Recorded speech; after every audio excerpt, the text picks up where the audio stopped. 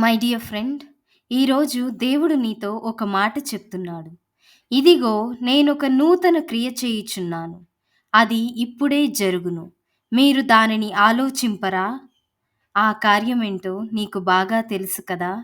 నువ్వు ఏదైతే ఇంక ఇది జరగదు అని ఎన్నోసార్లు ఓడిపోయి అన్ని ఆశలు వదిలేసుకోవాలని అనుకుంటున్నావో, దానిని దేవుడు జరిగిస్తానంటున్నాడు.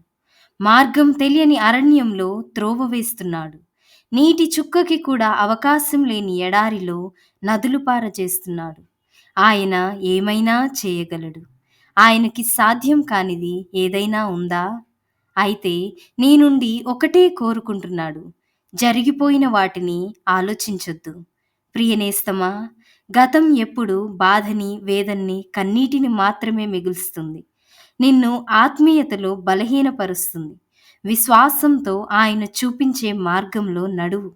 ఆయన వాగ్దానములను మాత్రమే నమ్మి ప్రార్థించు. క్రీస్తుకు గొప్ప సాక్షిగా నిలబడు. God bless you.